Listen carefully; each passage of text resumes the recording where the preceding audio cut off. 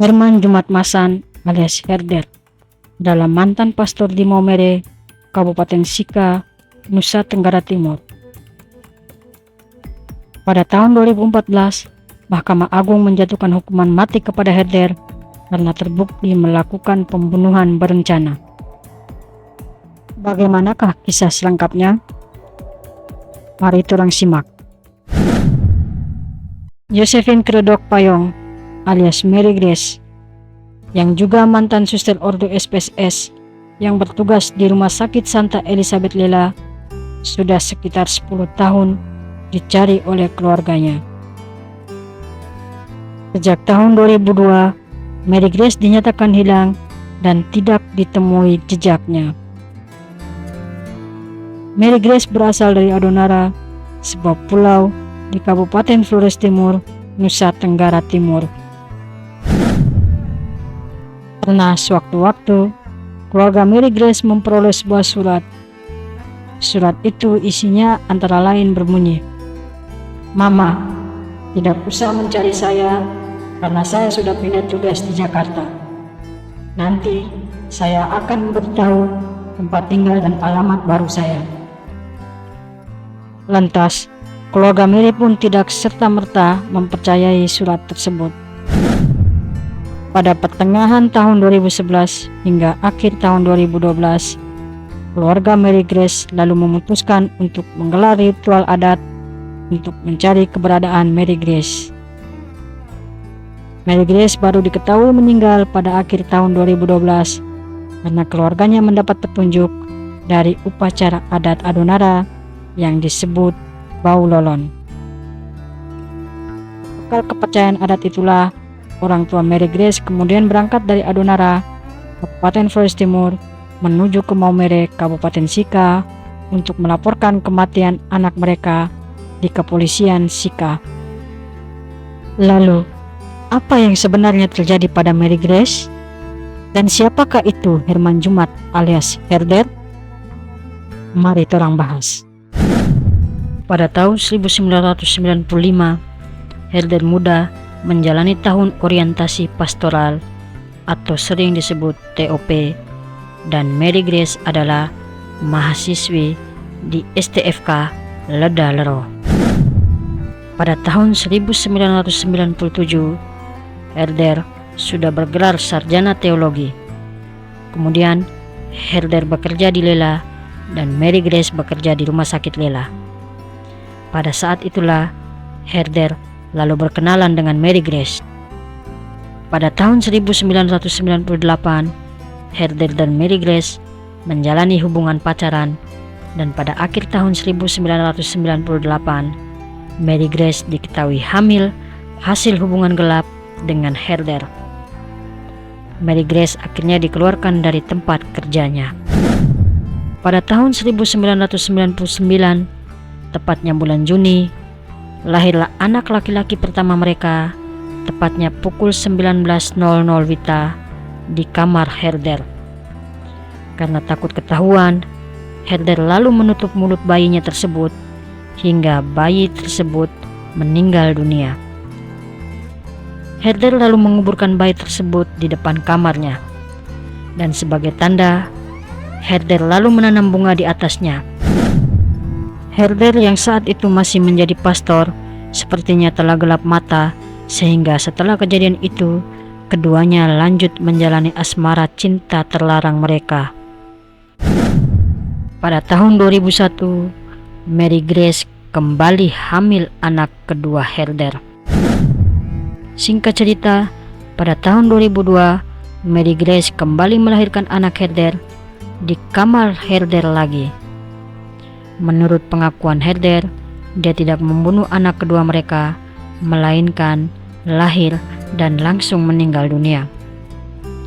Sama seperti anak pertamanya, Herder lalu menguburkan anak keduanya di depan kamarnya dan ditandai dengan bunga di atasnya.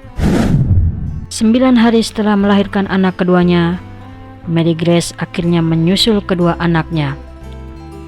Mary Grace meninggal akibat perdarahan hebat. Mary Grace meninggal di kamar Herder sama seperti kedua anaknya. Sama seperti kedua anaknya, Herder menguburkan Mary Grace kekasihnya itu di depan kamarnya dan lagi-lagi ditandai dengan bunga. Herder lalu menjalani kehidupannya sehari-hari tanpa ada seorang pun yang tahu aksinya. Herder sempat pindah tugas ke perkebunan misi Larantuka, dan itu merupakan tugas terakhirnya karena Herder lalu mengundurkan diri. Lantas, bagaimana kejahatan Herder tersebut bisa terungkap? Mari torang bahas. Pada sewaktu-waktu, Herder kembali menjalani hubungan lagi dengan seorang perempuan yang diketahui bernama Sophie. Kepada Sophie, Herder pernah mengungkapkan bahwa dirinya telah membunuh Mary Grace. Herder dan Sophie kabarnya pernah kembali ke Wisma Torlela. Di sana, Herder mengajak Sophie ke tempat dia menguburkan ketiga orang tersebut. Menurut pengakuan Sophie, saat itu Herder termenung dan terpaku di taman depan bekas kamarnya tersebut. Dia sempat berdoa dan akhirnya memberikan pengakuan kepada Sophie. Herder dan Sophie rencananya akan menikah. Sophie sudah pernah berkunjung ke rumah Herder di Adonara. Namun entah mengapa rencana pernikahan keduanya itu pun batal. Herder lalu pergi merantau ke Kalimantan dan bekerja di sana. Merasa terpanggil untuk mengungkapkan kebenaran, Sophie lalu mendekati keluarga Mary Grace. Mulanya Sophie memberikan pengakuan kepada beberapa pejabat gereja di Keuskupan Maumere. Namun, keterangan Sophie soal kuburan tanpa nama itu tidak serta-merta dipercayai.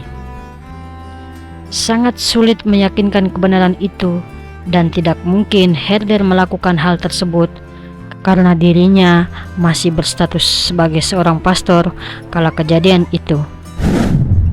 Tidak putus asa, Sophie lalu mendekati keluarga Mary Grace yang juga seorang pastor. Pastor itu bernama Pastor Peter Payong, SVD, yang merupakan keluarga dekat Mary Grace. Pastor Peter pun mempercayai pengakuan Sophie. Melalui Pastor Peter, Keuskupan Maumere mengizinkan keluarga Mary Grace dan pihak kepolisian setempat mengusut kebenaran pengakuan Sophie.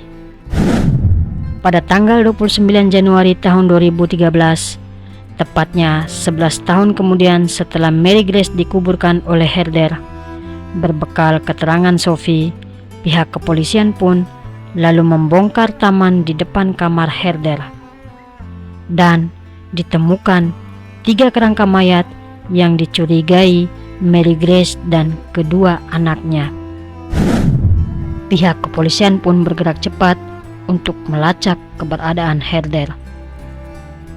Dalam kontak dengan sejumlah kerabat dan kenalannya, sejak kasus tersebut terungkap, Herder menyatakan akan menyerahkan diri dan mengakui perbuatannya. Rencananya, polisi dari Kesatuan Polres Sikat akan menjemput Herder di Kalimantan.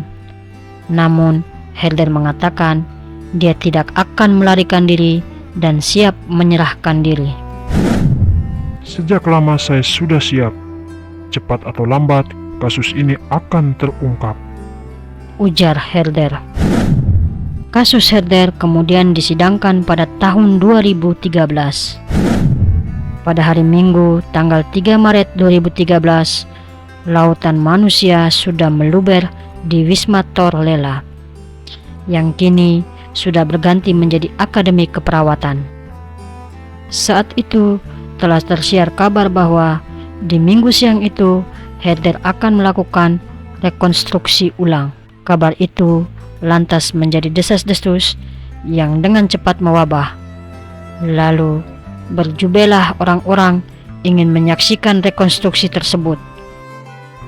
Herder menangis ketika harus memperagakan ulang caranya menguburkan Mary Grace dan kedua anaknya. Teriakan caci maki, umpatan pun terlontar dari lautan massa. Mereka meneriaki dia sebagai pembunuh. Ya, seorang mantan pastor yang mereka kenal kini adalah seorang tersangka pembunuhan. Ibu-ibu dan semua warga yang menyaksikan menitihkan air mata. Pada masa ketika dia masih dipanggil sebagai Romo Herder, dia pernah memakai stola dan kasula untuk memimpin misa di gereja Lela atau di stasi-stasi wilayah paroki Lela dan Sika. Kini, umat yang berarak menuju perjamuan kudus itu hadir untuk menyaksikan Herder tanpa stola dan jubah kebesarannya. Sebuah tulisan tersangka dikalungkan di lehernya. Lalu dia memegang cangkul, bukan piala dan hosti. Dia mulai mencangkul untuk menggali sebuah kuburan bagi 3 jasad manusia, bukan untuk menyelamatkan manusia. Sekali lagi, Herder pun menangis. Pada tanggal 14 Agustus tahun 2013, ratusan keluarga dari Mary Grace datang dari Adonara ke Pengadilan Negeri Maumere untuk menyaksikan sidang vonis terhadap kasus pembunuhan. Namun sayang, mereka harus kecewa karena sidangnya ditunda hingga pekan depan pada tanggal 19 Agustus tahun 2013. Keluarga Mary Grace mempertanyakan perihal penundaan sidang tersebut. Keluarga juga mengecewa lantaran mereka sudah jalan jauh berjam-jam menyeberangi lautan dan jalan darat. Namun, sidang ditunda. Paman dari Mary Grace sempat berteriak dan mengatakan, Hukum mati dia. Ia bukan manusia karena telah menghabisi 3 nyawa manusia. Dia tidak pantas diberikan hukuman ringan. Kalau tidak hukuman mati, hukum dia seumur hidup. Kalau tidak hukuman mati dan seumur hidup, bebaskan saja dia. Sementara itu, Ketua Majelis Hakim Pengadilan Negeri Maumere, Beslin Sihombing SH menegaskan, penundaan sidang karena Majelis Hakim harus memutuskan hukuman yang seadil-adilnya dan mempertanggungjawabkan hukuman itu kepada masyarakat dan Tuhan. Kami minta ini dipahami. Kami juga ingin memutuskan yang adil dan harus kami pertanggungjawabkan kepada masyarakat dan Tuhan. Kami juga akan pikul sendiri apabila hukuman itu diputus. Kami juga tetap memperhatikan rasa keadilan. Maka itu, kami bermufakat untuk mempersiapkan putusan yang sesuai dengan harapan masyarakat, dan akan kami pertanggungjawabkan kepada masyarakat dan Tuhan. Dalam sidang sebelumnya, Herman Jumat Masan alias Herder dituntut hukuman mati karena terbukti melakukan pembunuhan berencana terhadap Josephine Keredok Payong alias Mary Grace dan 2 bayi hasil hubungannya dengan Mary. Tuntutan terhadap mantan pastor ini dibacakan Jaksa Penuntut Umum Kejari Maumere, Winarko SH dan Hersen SH dalam sidang di Pengadilan Negeri Maumere pada hari Selasa tanggal 23 Juli tahun 2013. Pada tanggal 19 Agustus 2013, Pengadilan Maumere menjatuhkan hukuman penjara seumur hidup dan diperkuat oleh Pengadilan Tinggi. Akhirnya, pada tanggal 11 Februari tahun 2014, Mahkamah Agung menjatuhkan hukuman mati kepada Pastor Herder. Keluarga akhirnya merasa lega dan puas dengan keputusan Mahkamah Agung. Sekian cerita torang hari ini. Mohon maaf apabila ada kesalahan dalam penyampaian cerita. Sampai jumpa di video selanjutnya. Terima kasih.